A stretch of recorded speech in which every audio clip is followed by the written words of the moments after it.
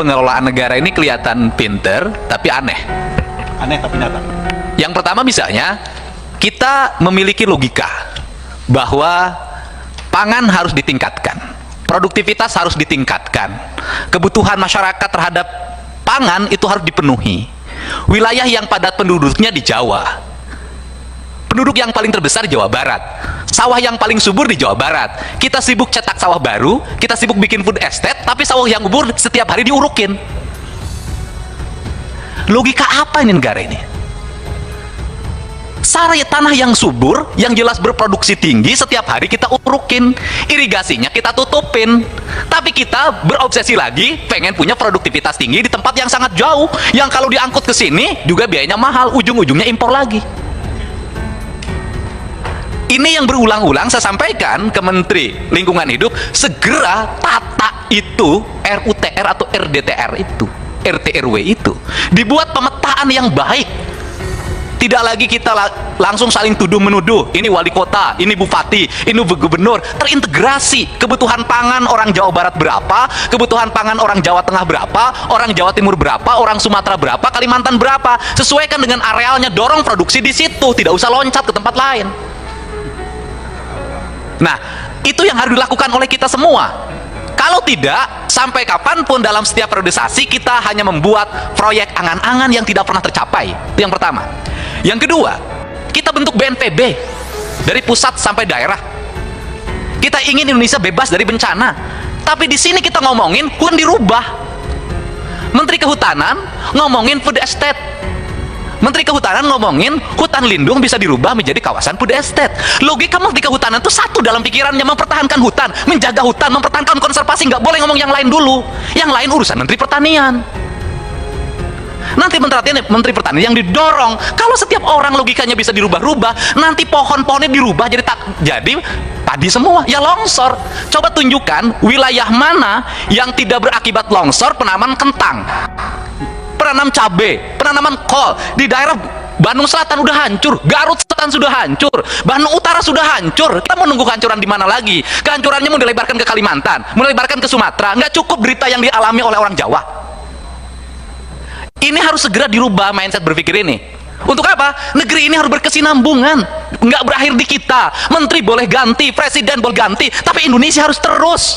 Siapa yang bisa mencegah bencana?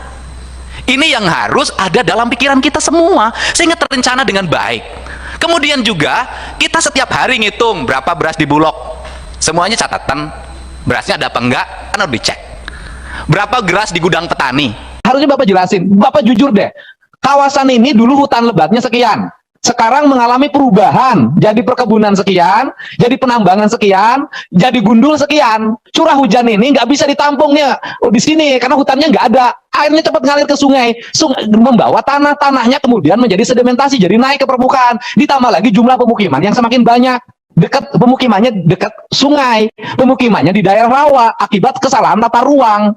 Sampai kapanpun gini dikasih jawaban begini nggak akan kelar. Menurut saya, jawab secara jujur. Kalau memang terjadi pengurangan jumlah hutan yang berdampak pada gitu loh, curah hujan yang bisa tidak tertampung lagi oleh kawasan hutan, airnya cepat mengalir ke daerah yang lebih rendah, berapa kawasan yang mengalami penurunan? Berapa kawasan yang mengalami perubahan? Berapa kawasan yang kemudian mengalami perubahan menjadi penambangan? Solusinya ke depan apa? Solusinya misalnya kawasan hutannya harus dipertahankan, mana lagi yang izin juga harus diperketat, dibuat regulasi, dibuat nota ke Menteri ATR, tata ruangnya dibenahin. Ini negara harus benar, nggak bisa begini terus. Bapak enak di sini Pak, nggak kebanjiran, orang sana kebanjiran. Tinggalkan legasi yang baik buat generasi ke depan. Saya pengen birokrat itu jujur, kata Kiki jujur. Saya nggak akan kritisi anggaran 0, sekian, enggak. Tapi kalau urusan hutan, urusan banjir, urusan segala macam, saya akan ngomong keras. Saya dari dulu jawaban tuh banyak, tahun kemarin jawabannya itu jalan, tapi Bapak nggak ngasih solusi. Tugas Kementerian Lingkungan itu atau bersifat tegas, sikapnya adalah menjaga lingkungan dan menjaga hutan. Seluruh dinas, seluruh kementerian harus tunduk pada rekomendasi Kementerian Lingkungan Hidup. Pembangunan ini tidak recommended karena akan mengakibatkan ini. Pembangunan ini tidak recommended karena akan mengakibatkan ini. Pembangunan ini tidak recommended karena akan mengakibatkan ini. Kawasan ini tidak boleh ditebang karena mengakibatkan ini. Sifatnya mutlak. Hukum alam itu hukum mutlak, tidak bisa digeser-geser. Karena kausalitas. Resiko apapun harus diambil. Kenapa? Karena ini mutlak. Hukum alam nggak bisa ditafsirkan. Saya ngalamin betul. Kalau nggak ada tanah perhutani, nggak ada lagi sumber air, persoalan yang ngelola hutan itu perhutani atau lembaga manapun, bagi saya nggak penting. Yang paling penting itu tidak boleh ada perubahan fungsi dari lahan kehutanan berubah jadi tempat pembuangan limbah, dari lahan kehutanan berubah menjadi penambangan, dari lahan kehutanan menjadi properti. Itu saja. Persoalan yang ngurus mau KLHK nggak apa-apa, atur lagi dengan undang-undang, dibikin semua jadi kawasan konservasi, nggak ada problem. Kita bukan bela perhutani, tidak, kita bela lahan tidak boleh dialihkan. Faktanya berulang-ulang di Kerawang yang paling dekat berubah. Gimana? Berubah. Itu tanah 1.500 hektar dipegang oleh perorangan. Oleh perorangan ini diperjualbelikan. Masa masih belum cukup bukti? Seharusnya KLHK cepat melakukan tindakan, bawa ke Kejaksaan Agung, ke KPK, ke Mabes Polri, beresin, jangan dibiarkan, karena ini akan terus kelompok swadaya masyarakat menguasai aset negara. Data 14 miliar cuma kecil. Siap Kades, tidak boleh ada uang tunai di laci desa. Kalau Pak Ketua DPRD tidak mendukung, besok SP1-nya keluar. Luar biasa, Kang Deddy kembali membuat gebrakan besar yang tentu tidak semua pemimpin akan bisa bertindak seperti Kang Deddy. Dalam pidato terbaru Kang Deddy kemarin, Kang Deddy telah menyampaikan demi rakyat, Kang Deddy akan menggelontorkan dana sebanyak 14 miliar di setiap desa. 14 miliar kalau nggak salah sudah saya hitung. Kudu mikiran 14 miliar jangan provinsi mah kecil, tidak akan membebani desa. Dana tersebut akan ditujukan agar perekonomian dapat berputar di seluruh desa dan seluruh rakyat dapat menikmatinya dan dapat sejahtera. Maka duit ini akan muter dari desa ke desa, dari kelurahan ke kelurahan, dari tangan rakyat ke tangan rakyat, mampu membangun ekonomi desa yang kuat, ekonomi rakyat yang kuat, dengan satu catatan, satu saja catatannya, ketuanya dan pengurusnya harus jujur. Dan Kang Deddy telah membuat kebijakan yang akan dapat membuat para tikus-tikus gigit jari, karena celah untuk korupsi saat ini akan ditutup rapat oleh Kang Deddy. Agar seluruh transaksi tidak ada transaksi tunai, semuanya transaksi digital. Karena uang tunai itu godaannya banyak. Ada uang tunai di laci, istri pengen beli kalung, tergoda. Ada uang tunai di laci, malam mau pergi ke Bandung, bekal buat malam di Bandung, tergoda. Pokoknya uang tunai itu banyak menggoda. Persis ketika perempuan cantik roknya ditaikin ke atas, itu menggoda. Tidak boleh ada uang tunai di laci desa, tidak boleh ada uang tunai di laci koperasi. Seluruh transaksinya digital, mudah dikontrol dan mudah sekali mengendalikannya. Dan jika Ketua DPRD tidak mendukung kebijakan Kang Deddy ini, maka Kang Deddy dengan tegas tidak akan segan-segan untuk memberikan surat peringatan dan meminta DPP untuk memberhentikannya. Karena kalau Pak Ketua DPRD tidak mendukung, besok SP1-nya keluar dari DPP. Wah, luar biasa ya. Dan masih ada banyak lagi poin penting yang disampaikan oleh Kang Deddy. Baik, untuk lebih lengkap dan jelasnya, mari kita saksikan sama-sama pidato terbaru Kang Deddy. Hari ini pemerintah Provinsi Jawa Barat dan seluruh para kepala desa dan para kepala kelurahan untuk berkomitmen membangun kemandirian ekonomi kerakyatan. Kemandiriannya itu dalam bentuk koperasi. Koperasinya tidak ada birunya, tidak ada merahnya, tidak ada hijaunya. Koperasinya merah putih. Artinya kepentingannya negara. Koperasi merah putih bisa apa? Koperasi merah putih kalau dikelola dengan baik, satu, seluruh produktivitas pertanian di desa bisa dijual, disediakan, kemudian tempatnya di koperasi merah putih. Selanjutnya bisa diserap untuk bantuan pangan non tunai, kebutuhan makan bergizi gratis, kebutuhan ekonomi pedesaan, kebutuhan dapur dalam setiap waktu. Kemudian masyarakat perlu pupuk, di koperasi disiapin pupuk. Masyarakat di desa, tiap desa nanti ada dokter desa, apoteknya di koperasi. Mau lebaran bajunya ada di koperasi. Bener nggak? Butuh daging, nanti lebaran dagingnya ada di koperasi. Maka duit ini akan muter dari desa ke desa, dari kelurahan ke kelurahan, dari tangan rakyat ke tangan rakyat. Sejarahnya koperasi mampu membangun ekonomi desa yang kuat, ekonomi rakyat yang kuat, dengan satu catatan, satu saja catatannya, ketuanya dan pengurusnya harus jujur. Bener gak? Harus jujur. Jadi yang paling berat nanti pendirian koperasi bukan mendirikan koperasinya, bukan. Kepala desa nggak usah pusing, biaya notarisnya sudah, saya sudah diskusi dengan bupati, wali kota, itu tanggung jawab kami yang menyiapkan uangnya.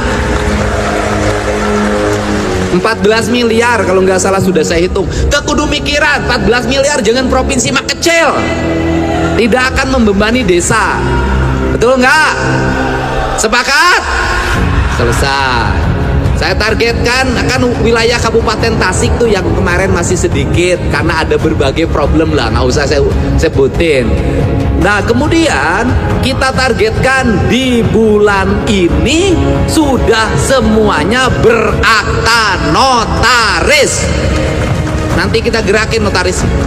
Nah yang berikutnya adalah yang paling berat adalah menentukan ketua dan pengurusnya yang memiliki integritas. Saya sarankan, boleh gubernur usul agar seluruh transaksi di koperasi itu tidak ada transaksi tunai, semuanya transaksi digital.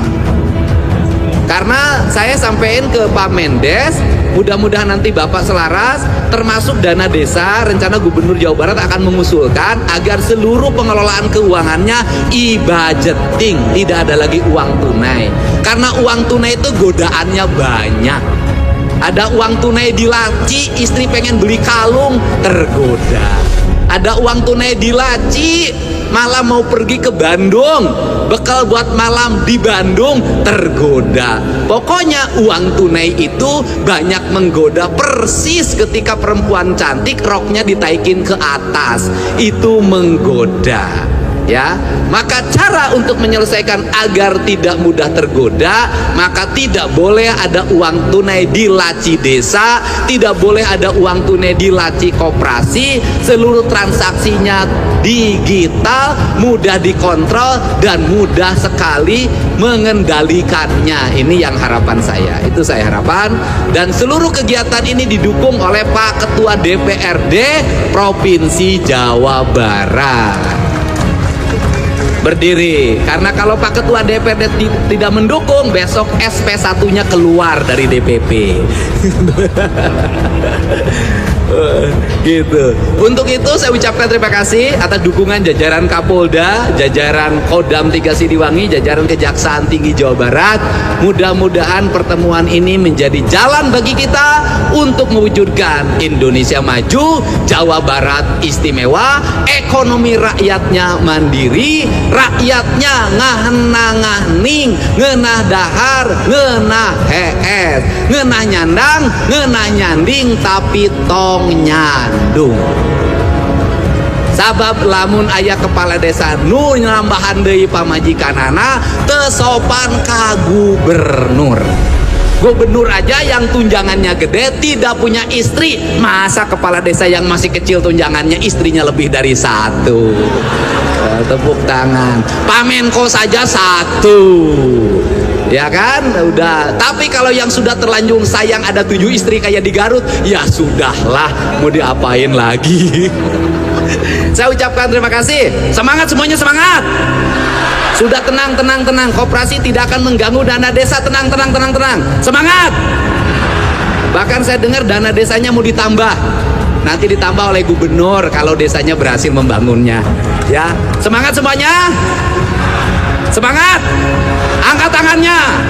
Kalau saya katakan Indonesia jauh maju, Indonesia. Indonesia. Indonesia. Jawa Barat. Jawa Barat. Jawa Barat. Jawa Barat. Terima kasih. Wah, luar biasa ya. Ya, jadi ini kabar terbaru untuk tanah air. Nah, kalau menurut teman-teman kira-kira bagaimana pendapatnya? Teman-teman seneng nggak? Atau jangan-jangan punya pendapat lain? Bantu dong, berikan pendapat beserta alasannya di kolom komentar ya. Karena tentunya pendapat hebat dari teman-teman berpotensi besar untuk tersampaikan ke pemerintah. Oke, jadi itulah info update untuk Kang Deddy Mulyadi. Selebih ada setor-setor pada pihak lain yang bukan peruntukannya. Saya akan berhentikan, akan terproses. Oke, masih banyak nonton, jangan lupa untuk bantu di like dan di share video ini. Jangan lupa juga bantu untuk subscribe ya. Oke, stay tune at my channel. See you next.